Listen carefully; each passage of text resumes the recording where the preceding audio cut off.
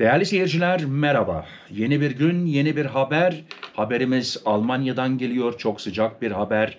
Benim kanalımı seçtiğiniz için hepinize çok teşekkür ederim. Gene gümrükte olan oldu. Bakın ne oldu? Evet, kapta okuduğunuz gibi. Arkadaşlar, bu haberi size aktardıktan sonra bu konu üzerinde bilgiler vermek istiyorum. 2025 yılında bazı şeyler değişiyor. Lütfen sonuna kadar izleyin. Beğenirseniz bir like verin. Abone olursanız da tabii ki beni gururlandırırsınız, sevindirirsiniz. Hemen değerli vaktinizi kaybetmeden habere geçiyorum. Almanya'ya girişte 17.000 euroluk altın ele geçirildi. Ama bakın kimden ele geçirildi? Devlet yardımı alan kadının serveti ortaya çıktı. Çok doğru duydunuz. Devlet yardımı alan.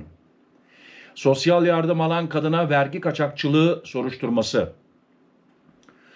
Almanya'da sosyal yardım alan bir kadın el bagajında 17.000 euro değerinde mücevherle yakalandı. İTSEHÖ'deki ana gümrük ofisinden yapılan açıklamaya göre 10 Aralık'ta Türkiye'den Almanya'ya seyahat eden kadının bagajında plastik bir torbaya sarılmış 2 altın bilezik bulundu. Gümrük memurlarının detaylı aramaları sonucunda kadının üzerinde toplam değeri yaklaşık 17.000 euro olan 7 parça mücevher ortaya çıkarıldı. Gümrük sözcüsü Maurice Dawes, kadının mücevher taşıdığına dair sorulara yanında mücevher olmadığını söyleyerek yanlış beyanda bulunduğunu belirtti. Ayrıca kadının adına düzenlenmiş altın ve pırlanta yüzükler ile diğer mücevherlere ait faturalar da bulundu. Kadının ithalat vergilerini yerinde ödeyemediği için altın takılara el konuldu ve vergi kaçakçılığı nedeniyle soruşturma açıldı. Yetkililer kadının Almanya'da devlet yardımı almakta olduğunu vurguladı. Sosyal yardım alırken beyan edilmesi gereken yurt dışı ikametinin bulunması ve yüksek miktarda değerli eşyanın beyan edilmemesi, kadının devlet yardımlarından yararlanma hakkının da sorgulanmasına neden oldu. Almanya'da 10.000 euro veya üzeri değerde nakit para veya değerli eşya taşınırken gümrüğe beyan edilmesi gerekiyor. Bu kurala uyulmaması durumunda vergi kaçakçılığı suçlamasıyla yasal işlemleri başlatılabiliyor.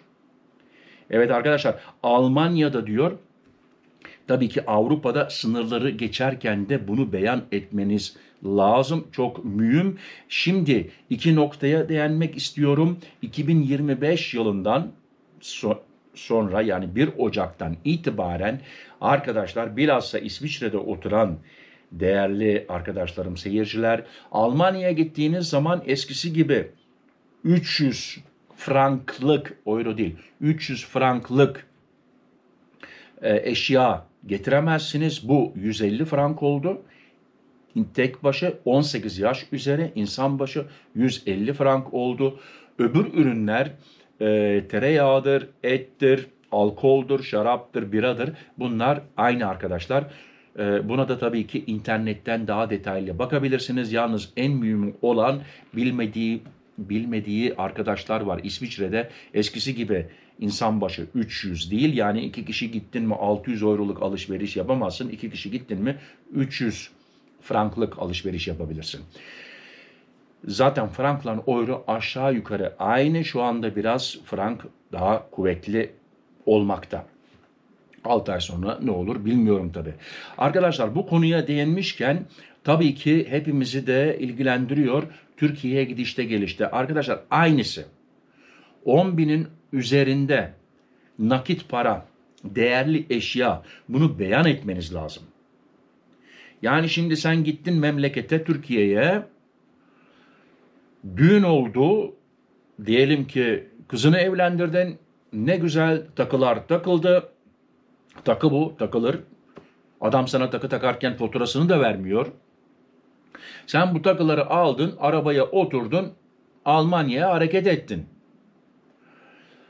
Bulgaristan'a girerken seni kenara çektiler, buldular.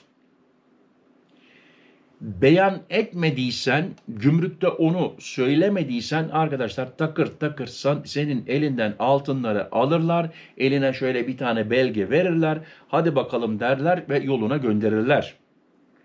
Bu yapılmaması için bunu gümrükte beyan etmen lazım. Veyahut da diyeceksin ki altınım Türkiye'de kalsın. Bir bankadan tresor kiralayıp tresora koyacaksın. Onun da maalesef kötü bir haberini verdik. Bankadaki tresor bile soyuldu. Onun için artık arkadaşlar ben bankaları Türkiye'de pek tanımıyorum. Güvendiğiniz bir bankadan tresoruna koyabilirsiniz. Çünkü bu kaç senede bir kere oldu. Her bankada herhalde olmaz. Her neyse bu konuya fazla detaylı girmek istemiyorum. Ya bırakacaksın veyahut da götürürken beyan edeceksin.